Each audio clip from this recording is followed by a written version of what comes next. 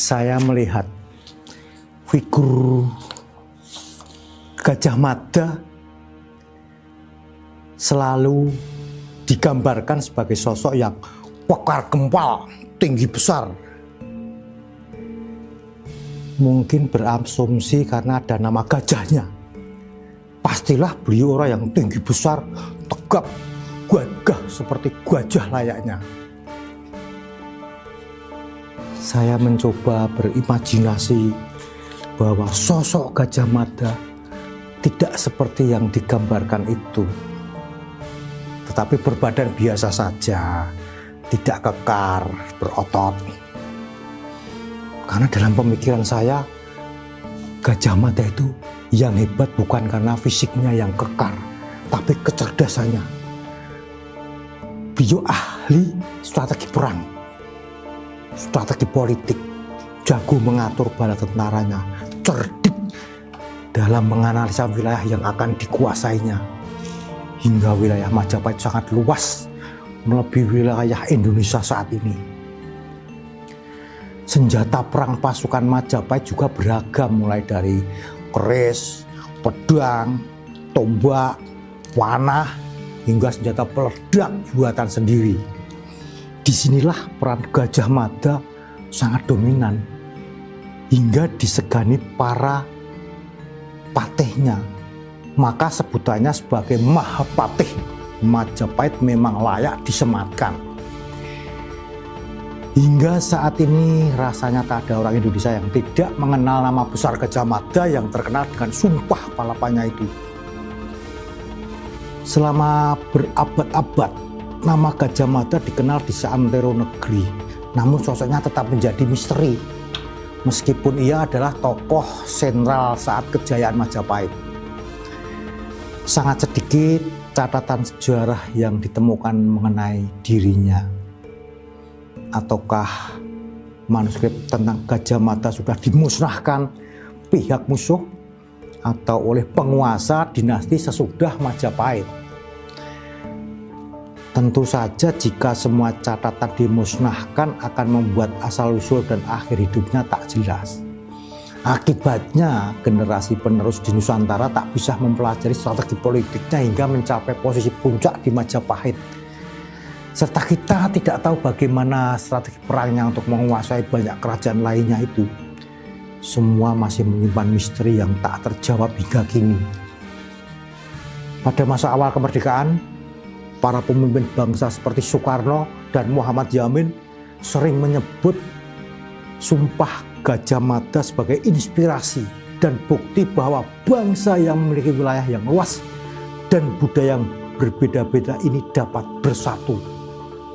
Gajah Mada dijadikan simbol nasionalisme dan persatuan Nusantara, serta inspirasi dalam perjuangan merebut kemerdekaan.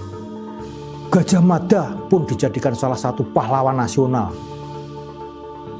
Nama Gajah Mada kemudian diabadikan di mana-mana, mulai dari nama jalan hingga nama universitas di negeri ini. Universitas Gajah Mada, UGM, satelit telekomunikasi Indonesia yang pertama pun diberi nama Satelit Palapa, sesuai Sumpah Sang Mahapatih. Namun, jangan harap menemukan jalan Gajah Mada di Bandung dan kota-kota di wilayah Jawa Barat lainnya. Di tanah Sunda, Gajah Mada memang bukan sosok yang dipuja karena peristiwa bubat yang terkenal itu. Ya, demikianlah Gajah Mada, sosok yang penuh misteri sekaligus kontroversial. Tidak ada satu sumber pun yang dapat dijadikan rujukan untuk mengetahui asal-usul Gajah Mada dan siapa orang tuanya. Semua cerita asal-usul Gajah Mada saling berbeda. Artinya tidak ada yang pasti benar. Terbukti para sejarawan bersilang pendapat tentang asal-usulnya. Ada yang menyebut Gajah Mada berasal dari Sumatera, tepatnya dari Minangkabau, dengan asumsi bahwa kata Mada itu di Minangkabau berarti bandel. Sementara di Jawa tidak ada kata Mada dalam kosakata bahasanya. Selain itu, Gelar gajah juga diambil dari asal nama binatang yang berada di Pulau Andalas itu. Husein Jayadiningrat dalam Kritische Beschouwing van de Sejarah Banten menuturkan tentang asal-usul Gajah Mada bahwa konon ada seorang Brahmana datang ke Jawa bersama istrinya yang sedang hamil tua. Di bawah pohon rindang, Ni Brahmani melahirkan seorang anak laki-laki. Ketika Brahmana itu melihat seorang penyadap legen atau penyadap tua mendekat, karena tidak ingin terlihat, ia pergi bersama istrinya meninggalkan anaknya. Penyadap tua lalu membawa pulang anak yang ditemukannya itu, dan ternyata kemudian hari membawa keberuntungan baginya. Dia memberi nama anak yang ditemukan tersebut dengan nama Mada. Raja mendengar tentang dia dan membawanya ke dalam lingkup kerajaannya.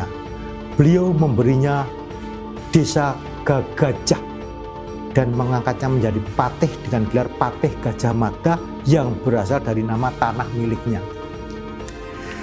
Lain dari itu ada pula yang menyebut Gajah Mada berasal dari Bali. Masyarakat Bali mempercayai cerita turun-temurun yang menyebut bahwa sang patih ini berasal dari Bali. Ada juga yang memperkirakan Gajah Mada berasal dari suku Dayak Krio di Kalimantan Barat. Merujuk dari kisah nenek moyang suku Krio tentang seorang panglima besar Dayak bernama Panglima Jagamada yang diutus ke Jawa Dipa untuk menguasai tanah Jawa. Kemudian ada juga yang menyebut bahwa Gajah Mada itu berasal dari Mongol. Diperkirakan dia adalah salah satu pimpinan pasukan Mongol yang tertinggal. Ketika itu Raden Wijaya, pendiri Majapahit, mengalahkan pasukannya yang berniat menyerang Raja Kertanegara. Karena telah melecehkan Mongol dengan memotong telinga Mengki, nama utusan Mongol itu. Dan masih banyak cerita lainnya. Bahkan Diba Alawika juga ikut nimbrung. Namanya Gajah Mada diubah jadi Gaj Ahmada. Jadi makin menambah kasanah kemisteriusannya. Demikian pula tentang kisahnya menaklukkan Nusantara. Para ahli sejarah dan buku-buku sejarah yang ada menuliskan bahwa Gajah Mada, sang Mahapatih Majapahit, adalah orang yang menyatukan, atau ada pula yang menyebutkan menaklukkan Nusantara yang identik dengan Indonesia saat ini. Wivruin Mas dalam bukunya Geschiedenis van Java dengan pengantar oleh Raden Dr. Husein Jayadiningrat menulis, pada tahun 1331 terjadi pemberontakan masyarakat Sadeng di Kesultanan yang berkat Kertawardhana dan beberapa penguasa kesultanan termasuk Kembar dan Gajah Mada dapat ditundukkan oleh pasukan Majapahit. Oleh karena jasanya ia diangkat sebagai Patih Amangkubumi, orang bijaksana yang memimpin pasukan Majapahit yang jaya ini segera menyusun program penaklukan segala macam wilayah di Jawa dan segala macam pulau di sekitarnya. Dia bersumpah dengan sungguh-sungguh bahwa dia akan berpantang memakan makanan yang sangat dia sukai sebelum Sunda, Bali, Dompo di Sumbawa, Serung atau Seram, Gurun atau Kepulauan Goram di timur Ceram atau Nusa Penida antara Bali dan Lombok, Tanjung Pura di Kalimantan Barat Daya, ibu kota Matan, Palembang, Haru di pantai timur Sumatera, Pahang di Semenanjung Malaka, dan Tumasik yang sekarang bernama Singapura itu tunduk di bawah panji-panji Majapahit. Sumpahnya itu tertulis di kitab Pararaton. Bunyinya demikian: Siro Gajah Mada, Patih Amangkubumi, Tan Ayun Amukti Palapa, siro Gajah Mada, lamun wus kalah Nusantara ingsun Amukti Palapa, lamun kalah ring Gurun, ring Seram, Tanjung Pura, ring Haru, ring Pahang, Dompu, ring Bali, Sunda, Palembang, tumasik samono ingsun Amukti Palapa. Dumbo adalah daerah yang pertama kali ditaklukkan oleh Nala, panglima militer untuk ekspedisi ke wilayah luar. Kemudian disusul oleh Bali pada tahun 1334 yang menewaskan Pangeran Badahulu bersama seluruh kerabatnya. Jatuhnya kerajaan ini merupakan peristiwa yang sangat penting karena kekuasaannya meluas ke Kangean, sebagian Sumbawa, Lombok, Madura, ujung timur Jawa, dan lebih jauh lagi ke sebagian Sulawesi, yaitu Bugis, Boni, Mandar, Bajo. Tahun 1350, tampuk kekuasaan dipegang oleh Raja Hayam Wuruk. Di bawah pimpinan raja baru ini, Majapahit berkembang pesat, di mana sebagian besarnya disebabkan oleh Gajah Mada yang membuktikan hidupnya hingga saat kematiannya pada tahun 1364. Namun anehnya, dengan beberapa pengecualian, tidak disebutkan di mana, kapan, dan dengan cara apa Majapahit menaklukkan Nusantara sehingga bila dihitung luasnya sama dengan luas wilayah Hindia Belanda saat ini, jika ditambahkan dengan Malaka dan Borneo. Kenapa negeri-negeri Sunda tidak ditaklukkan, padahal kawasan tersebut juga masuk dalam program penaklukan Sang Mahapatih? Arkeolog Universitas Indonesia Agus Aris Munandar dalam Gajah Mada Biografi Politik menulis ada berbagai sumber yang mencoba menjelaskan akhir hidup Gajah Mada. Sumber pertama adalah Kakawin Nagarakretagama yang ditulis oleh Mpu Prapanca.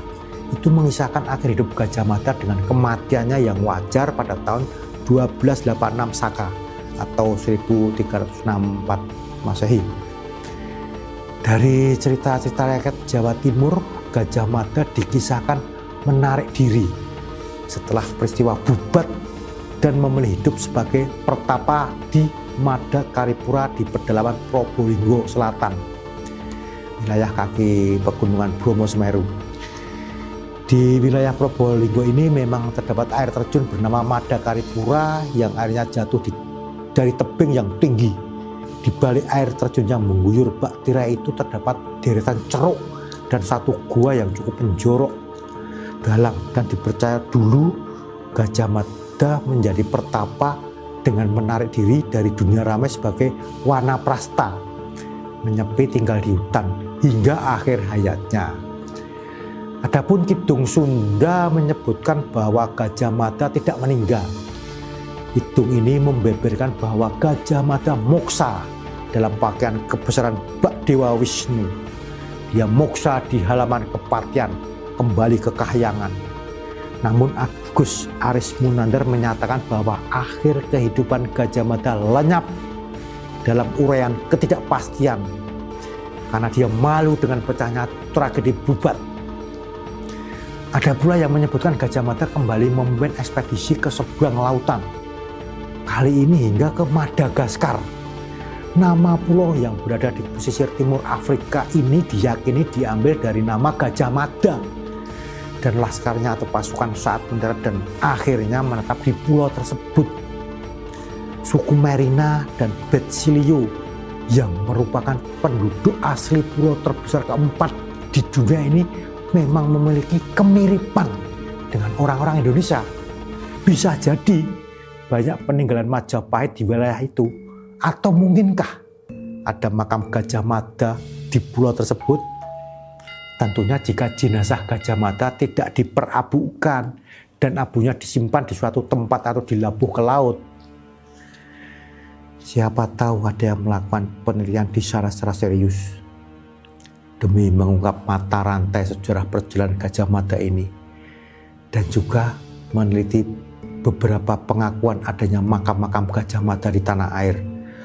Walau sudah ditengarai itu makam palsu, jika memang makam-makam palsu sebaiknya ya dibongkar saja. Begitulah negeri kita. Sejarah pun banyak kontroversinya hingga menimbulkan kebingungan generasi penerusnya. Namun semua sejarah akan terus berproses jika ditemukan bukti terbaru dan meningkatnya kemajuan teknologi yang kelak akan mempermudah untuk mengungkapkan segala misteri di dunia ini. Sekian dari saya, Rahayu, berkah Gusti. Terima kasih.